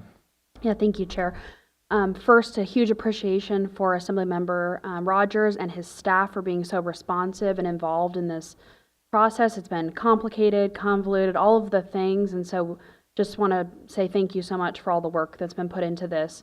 Without this legislation passing, we're going to be back in the exact same position in a couple of years when Caltrans goes to do phase 2, where the 300 plus ratepayers aren't going to be able to bear the cost to move the utility lines. And Lord knows how expensive it'll be a few years down the road. That cost is only going to climb. So I'm really optimistic about this, and again, just want to show my appreciation and hope that MCOG will join on to support this. Yeah. And I think the Board of Supervisors also sent out a letter of support for this legislation. Okay, any further comments from the board? Seeing none. Okay, any public comment? Okay. Dave. Yay for Assemblymember Rogers and this proposal. I hope the board will support it. Thank you. Okay, very good. Any further comment from the online? Okay. Okay, back to the board. Is there a motion to approve this letter of support and authorize the executive director to send a letter expressing? So moved. Okay. Second. Right. Very good. Okay, it's been moved and seconded. Could we have a roll call vote, please? Director Klein? Director Stransky? Yes. Director Hansen? Yes. Director Carter? Yes. Director Chris? Yes. Caltrans Tasha Ostrand? Abstain. And Chair Haschek. Yes. Thank you. Right, so it passed with one abstention. Okay, very good. Thank you. Okay, we're going to recess as a policy advisory committee. Oh. Chair Haschak, we were going to return to number. Really? Yeah, I think it had to go. We have to do this process first. Oh, that makes sense to me now. My apologies. Okay, so we're going to recess as a policy advisory committee, reconvene as RTPA. We're going to ratify action of policy advisory committee. Okay, is there a motion to ratify the action of the policy advisory committee? I will move that we ratify the actions. Okay. I'll second. Okay, very good. So it's been moved and seconded. Director Klein? Do we need to have public comment on this? Is there any public comment? Okay, seeing none. Any online? None. Very good. Okay. Director Klein? Aye. Director Stransky? Yes. Director Hansen? I think he dropped off. Director Carter? Yes. Director Chris? Yes. And Chair Haschek. Aye. Okay, very good. Now we'll look to staff because we're going back to item 3B. Oh, sorry for jumping in like that. It's not a transportation matter, so not on the policy advisory. So, well, we came up with another option. You know, I don't know if you can get your email from where you're sitting, Chair Haschak. I was hoping to be able to share the screen, and I don't think I can do it. Well, I can get my myself. email. Yeah, I see your email. Can I share it from mine? Is that what you're saying? Yeah, I open the document.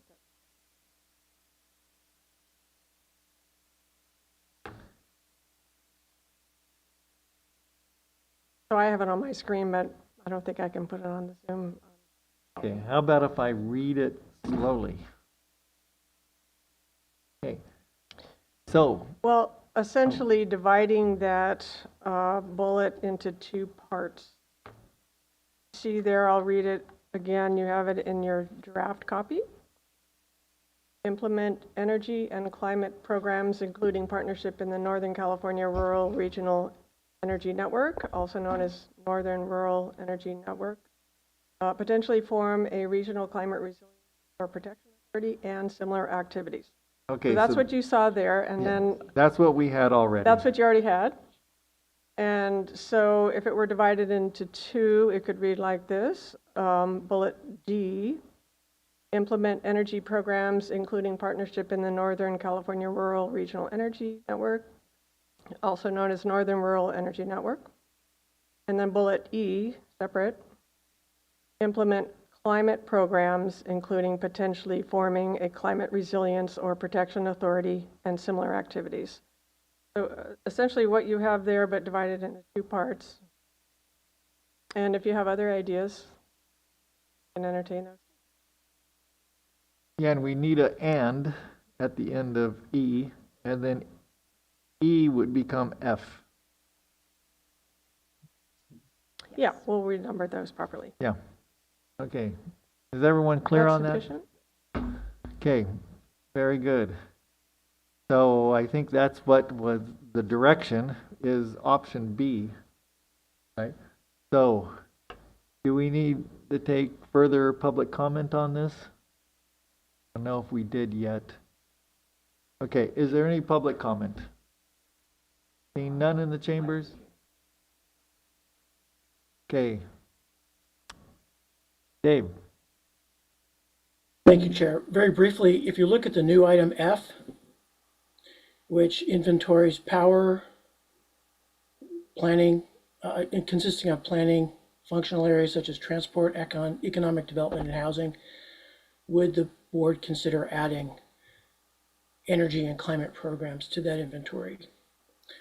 It's probably good for complete statement, but probably not essential from a jurisdictional standpoint.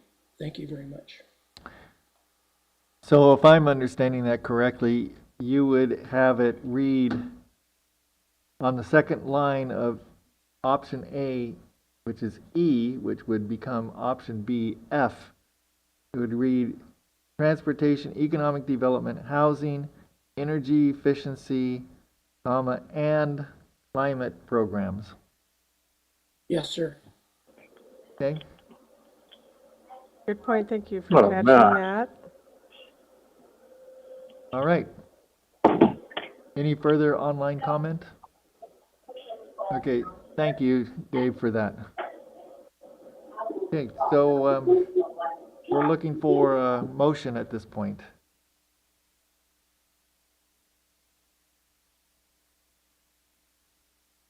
Okay, so I'll move the recommended action with the changes provided to sections D, E, and F. And I will second. Okay, so we're clear on that. We're looking at option B and also the new F, which would include the housing, comma, energy efficiency, and comma, and climate program. Right? Okay. Understood. Staff has that? I've got my notes. Very good. Okay, it's been moved and seconded. Okay, Director Klein? Aye. Director Stransky? Yes. Director Hansen? Director Carter? Yes. Director Chris? Yes. Caltrans Tasha Ostran? Yes. And Chair Haschek? Yes. Okay, thank you. Okay, so that passed. All right, very good. Thank you, staff, for that work. And I think we just want to emphasize that now you're authorizing us to send this out. Maybe as part of that action, this goes out to the 5-member jurisdiction. And we'd ask you to urge your colleagues on those councils to that resolution.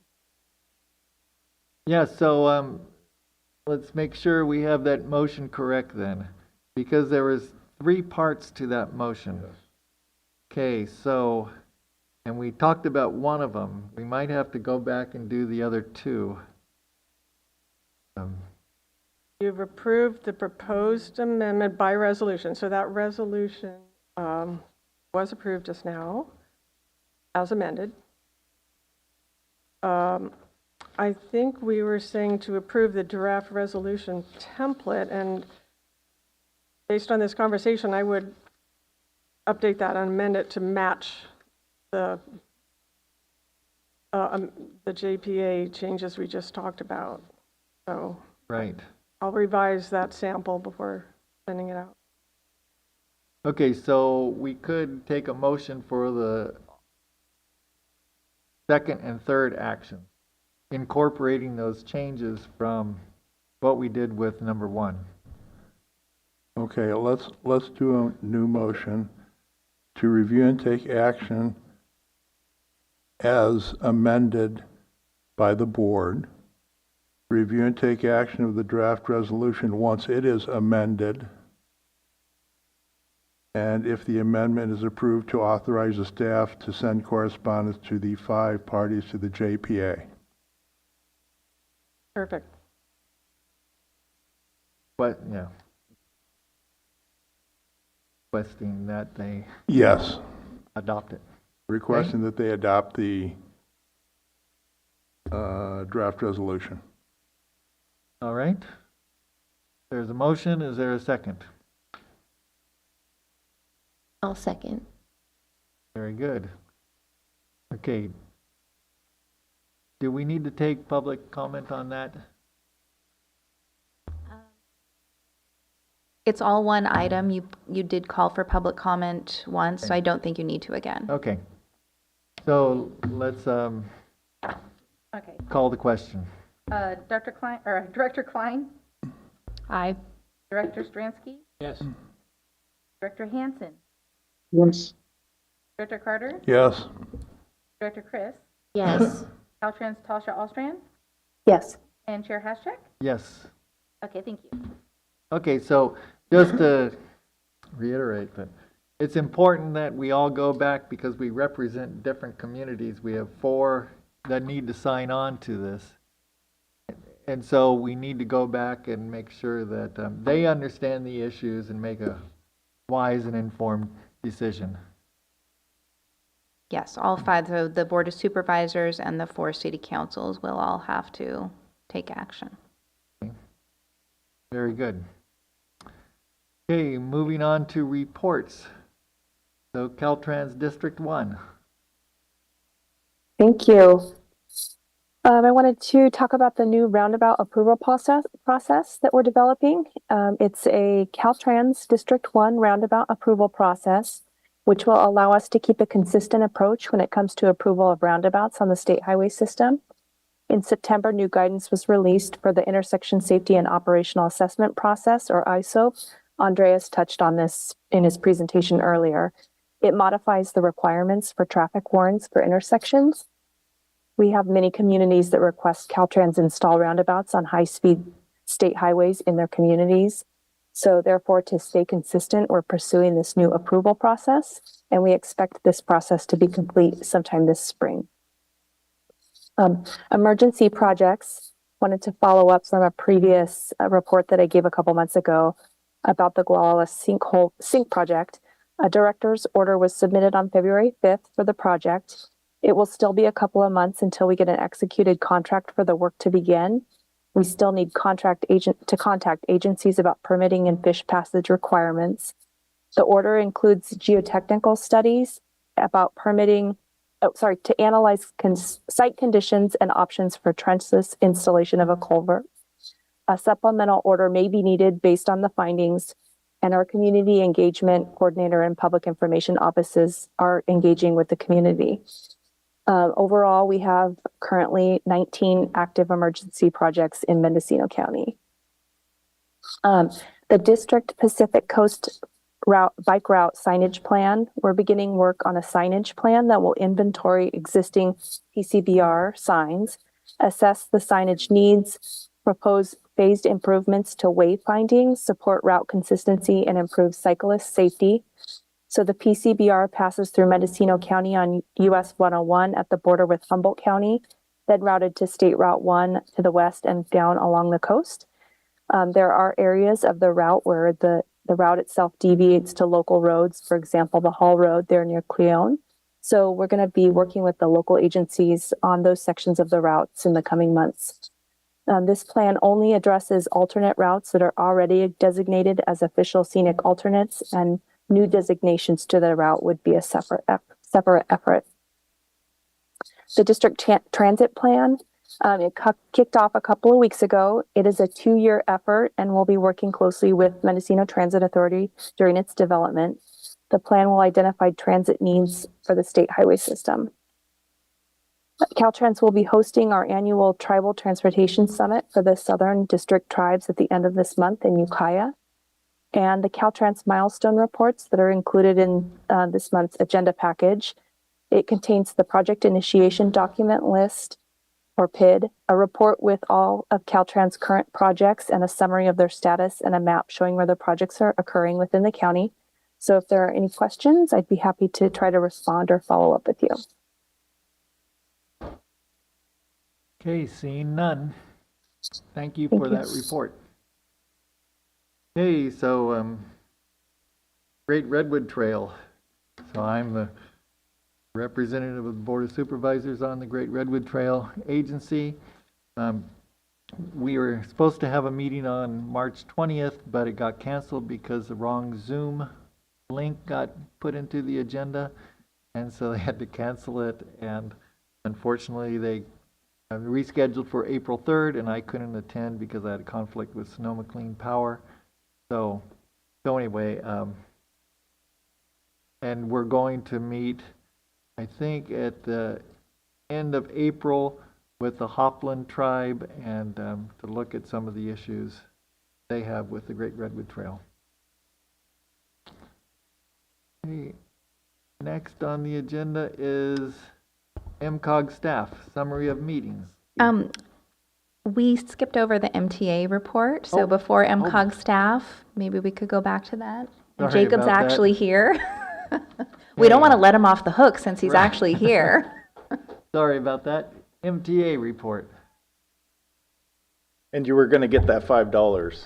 Well, now Nefelia owes you $5. I think it's really important for me to just update the board on our infrastructure, our charging infrastructure and solar canopy project. We have an RFP currently out looking for a designer. We have not gotten any responses just yet, so we may have to reissue that. It's a 2-part project for chargers that will be able to charge our vehicles, and also the solar canopy, which there's some question if we will be able to use batteries to have redundant battery backup systems, sort of like a small microgrid in case of emergency. That's that part. The end of this month, we are going to have a pre-build meeting with Gillig. We had worked with MCOG with the SB 125 on purchasing 2 35-foot all-electric vehicles as part of the SB 125 funds. We have the pre-build here this month, and the buses are scheduled to be built December. And that's it. No $5 for you, John. All right, thank you. Okay, moving on to MCOG staff, summary of meetings. All right, you have the report in the packet. I don't have anything to add, but I'm happy to answer questions. Seeing none, move on to MCOG administration staff. I'll take that. You have my brief written staff report in the packet on what the executive committee did at their meeting of February 28th. So that's the first draft of our, the first step in our budget development, and it allows us to come up with an amount that transit claimants, that would be MTA, can claim for their annual claim for the coming year. And the committee decided to set aside, this is for the local transportation funds, what I'm focusing on here, to set aside in reserve 10% of the auditor's estimate, so that's $431,000. And from there, we allocate, or you will be, this is the draft still, but you'd be allocating for administration, followed by 2% for bike and ped, which is optional, and the committee recommends a full 2%. And the amount requested by the planning program, which is 3%, and that left $3.6 million for transit to claim. So other than that, there were the proposed allocations in the draft planning overall work program, and then some routine, formula funds that come down to us. And those are, some of those are estimates still. And other than that, the allocation for our staffing services under the new Northern Rural Energy Network, that's also on that budget. So that was on your consent calendar, so you can see the minutes and the full chart, summary of what that looks like. And I'll be having more details. We'll have a budget workshop at our next meeting on May 5th, and I'll have some more detail. That one summary sheet is a little inadequate to cover everything. It's kind of a snapshot, but we'll have more for you coming up in May, and that's for action on June 2nd. Any questions? Seeing none. Okay, we'll move on to MCOG planning staff. Okay, my turn. Good afternoon. I'm Alexis Pedrati. I am the project manager with MCOG Planning. I put in a staff report in your guys' packet. I'm here just to give you a brief update. Last meeting in February, I did bring before you an authorization to submit our overall work program to Caltrans. This is just bringing back to you what we did submit to Caltrans for comments. This process started quite a few months ago. We work with the Technical Advisory Committee to develop some projects. We move forward into the draft. We submit the draft to Caltrans. We did submit that by March 3rd this year. This is what we did submit, but we do, however, expect some changes in the final, which we will bring back to you guys. In the draft, we did include our annual MCOG planning staff elements. We also did include 2 local agency projects, which were listed in our staff report. 2 new MCOG-led projects, one being the pavement management program update, and then also one being pending. It's contingent upon approval with Caltrans. We hope to hear back by June or so. So that we'll be able to find out more at that point. The draft this year totals $1,174,484. The professional services for Davy Bates Consulting for the draft planning staff was in the draft was still estimated numbers. We didn't have, when we submitted the draft to Caltrans, we didn't have the actual CPI amount at that point. So that will be adjusted in our final. The 2 projects we did carry over into the draft also is the Noyo Harbor Multimodal Circulation Plan, as well as the Mendocino County Sea Level Rise project. We expect both of those to be moving forward into the 25-26 fiscal year. In the draft, they were just placeholders, so you don't see any financial totals for them yet, but those will be adjusted in the final as well. Today, again, this is just information for you guys. This was bringing back what I said you were kind of authorizing last meeting for us to submit for comment to Caltrans. So this is just a formality for you to be able to see what we did submit to Caltrans and what we've received comments on. So we'll be back bringing the final to you in May, with it going to the TAC in April for approval or recommendation first. I'm happy to answer questions. Seeing none. Okay. Thank you.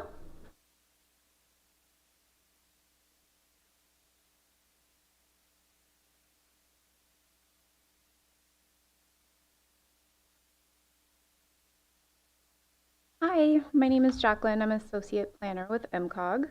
I'm touching base on I'm just briefly touching base on the transportation plan, active transportation plan.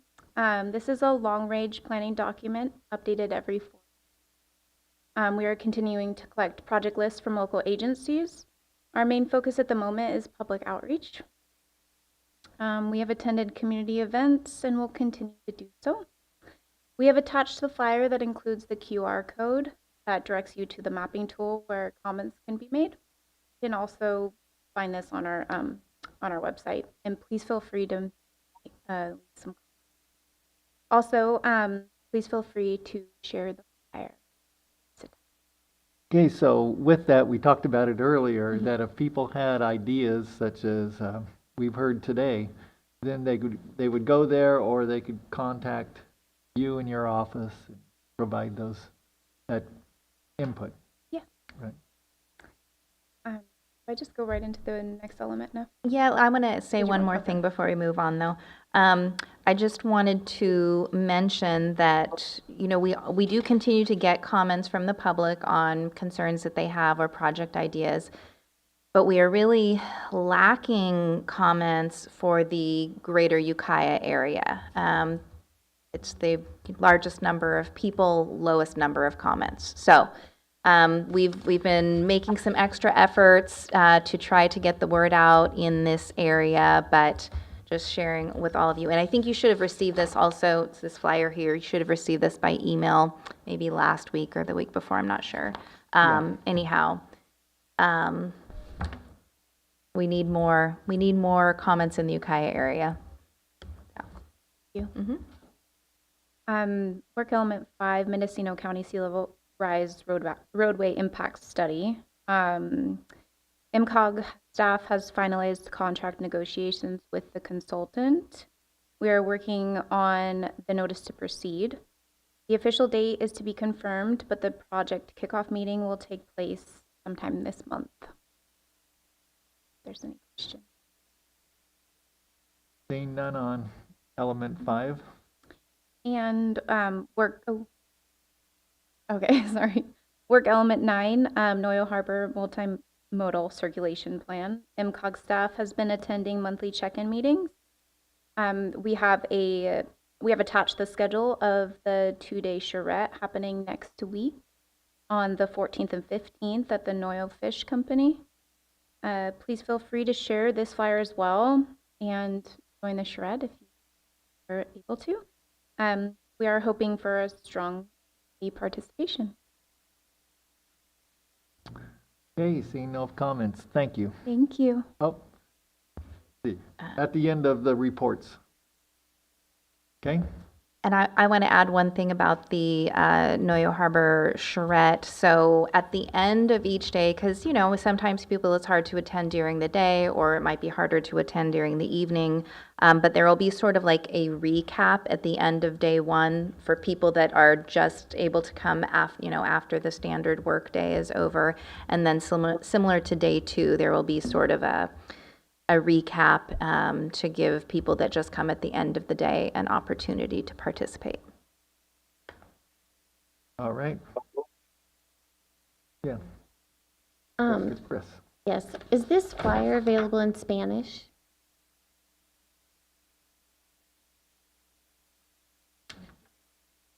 Not this one. The other one. We have one version of the flyer available in Spanish. Right, It yeah, has pretty much the same information. It's not. It was the Noyo Harbor one came in English and Spanish, but I only saw this one in English.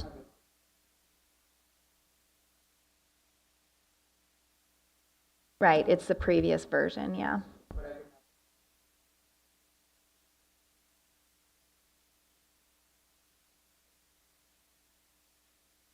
Very good.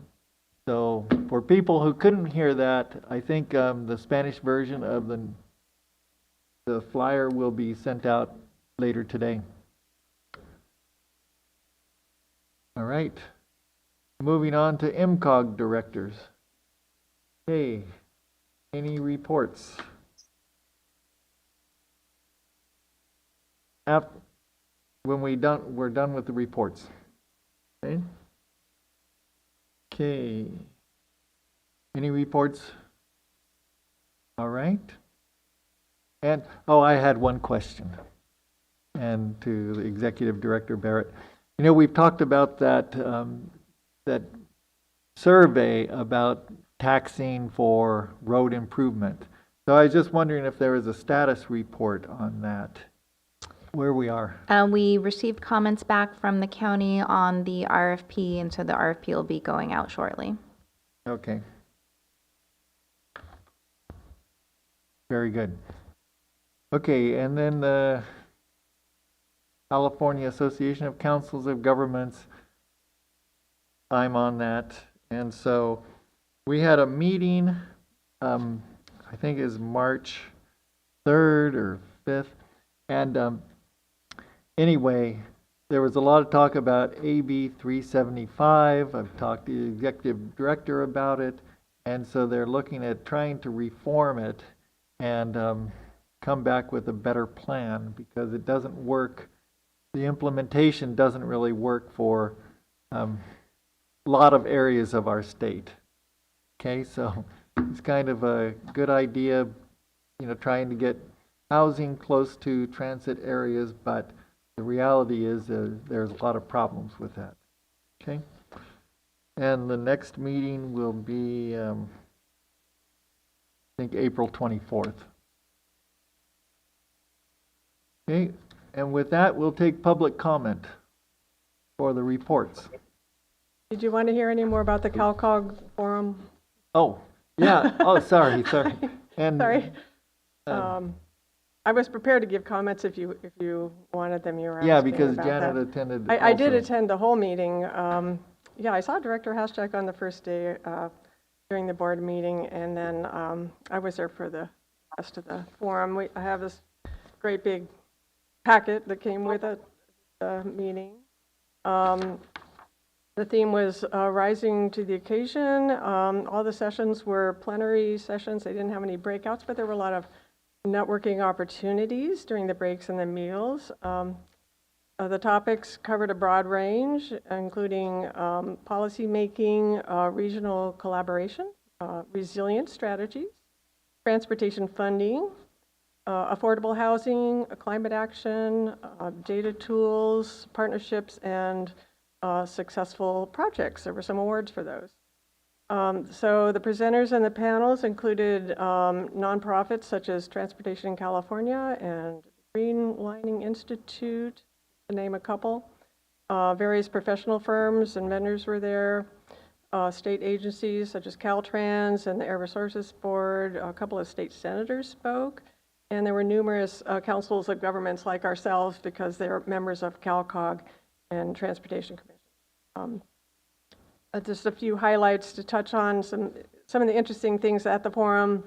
There was a session on whether to implement a road user charge. We've talked about this before in our board meetings. So there have been analyses done on how to fill a projected $30 billion transportation funding gap over the next 10 years in California. Caltrans said they were fuel agnostic as far as, you know, taxing fuel, and reported that most people don't know or care how transportation is funded, but they just want fairness. And so that's being worked on. Transportation California, which is a nonprofit organization, did extensive research, and they said Kiana Valentine, who is the person reporting there, said that she was undecided on whether the road user charge is the answer, or she noted that it does not have to be the sole method of funding when replacing the gas tax. So there's still a lot of opinions coming in on that, and a lot of research being done, and so that's an ongoing discussion. There was also on another matter, a consultant from Washington, D.C. Reported there was reason for hope and optimism. And he said that on federal reauthorization of transportation, that both political parties want to work on that. And he said there was still a need for more planning funds. And he said that's only 1% of transportation dollars now. And he said investing in planning would result in less costs overall. So he's advocating for that. On the housing issue, there was more than one panel, but one panel talked about housing trusts, which I thought was interesting because Fort Bragg has been using their REAP funds, that's the housing grants, for a local housing trust right here in Mendocino County. So they were discussing housing trusts, how they're easier to establish now, and the San Joaquin COG used their REAP grants with a match from State Housing and Community Development to create a $10 million housing fund. And there were some questions of what you could do or not do. And my favorite quote of the day that this San Joaquin executive said, "If no one tells you no, keep going." So they kept going with their plan, and so far so good. And then a couple other items. Our friends at Shasta Regional Transportation Agency, a sister agency to us, reported on their Shasta Connect transit initiative to better serve their aging population that is spread over a very large geographic area, a lot like what we have here. And so they've got some kind of exciting new services starting up. And the last one I'll mention is Senator Jess Aragon, I'm not sure if I'm pronouncing that right, but state senator has reintroduced a Brown Act bill, SB 239, and I think there's more than one Brown Act bill going on. You've probably heard about these. But that would give, they reintroduce something that's been talked about before to give flexibility for advisory bodies such as our standing committees that we have here to meet entirely by remote means, and noting that this increases participation, leverages technology, all the good results we've seen from using Zoom for our committees, but would relax those standards. So our advisory bodies wouldn't have to have a place of posting, and people can call in, the members of our committees could call in and use Zoom. So so there was a lot of good news considering the uncertainty that we're seeing these days. And if you'd like to know any more about anything else that came out of that conference, I'd be happy to talk to you more offline. Thank you. Okay, I think with AB 239 that the county has already sent in a letter of support. If we could bring that back as an agenda item for a letter of support from the MCOG board, I think that would be good. Duly noted. Thank you. Okay. We ready for public comment? Sure. You got your 3 minutes. Okay, I just wanted to comment on the outreach programs. Seems that there always has been a lack of people making suggestions just around the Ukiah area, and in my travels and work that I do, I encounter a lot of folks who are, they're really busy, and especially around Ukiah area. So I'd like to suggest again that the outreach where I find most Ukiah people is at their sporting events or picking up their kids at school. So I think some of our outreach needs to be pointed more towards the class, more towards the kids at school. Maybe a lunchtime brunch, or come on in, help us figure out, what you want to see for public transportation when you're 30 and you're sending your kid off to school. I think that if we engage, and I'm not sure if that has happened or not, if we engage more of the young people directly at school, when they go out to talk to their parents or get in the car to drive home, be like, you know what, Mom, you're not going to have to pick me up next year because I came up with a cool plan to make sure there's a bus here to pick us all up to take us to the neighborhood. So I think that more outreach, especially in the Ukiah area, should happen either in the schools or more with the youth. And I think that's going to bring more public comment from the older folks. Thank you. All right, thank you, Gizmo. Okay, so with that, we're ready to, Peter McNamee.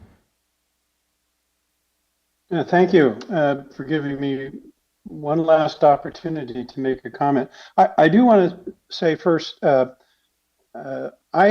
work with the Grassroots Institute. We have a work group that focuses on the local coastal program update that the county and the coastal cities are engaged in.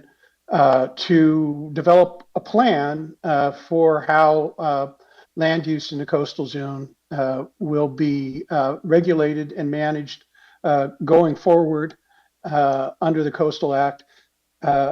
First, I want to say a thank you to MCOG staff who have been participating on a fairly regular basis at those meetings.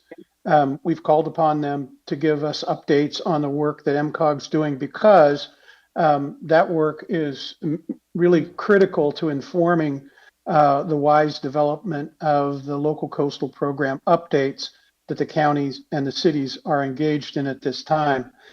I would also say that it's a two-way street, and we would love to invite MCOG staff at any time that they would like to do some public engagement to actually come and make a presentation to the group about the studies that you're doing, but more importantly, what is the reason why these studies are being undertaken. I'll point, for example, to the regional transportation plan that we talked about a little earlier today, but in the larger context, frankly, I think that, and this is no disrespect to the staff or the efforts that MCOG's made, it's just a huge hill to get up.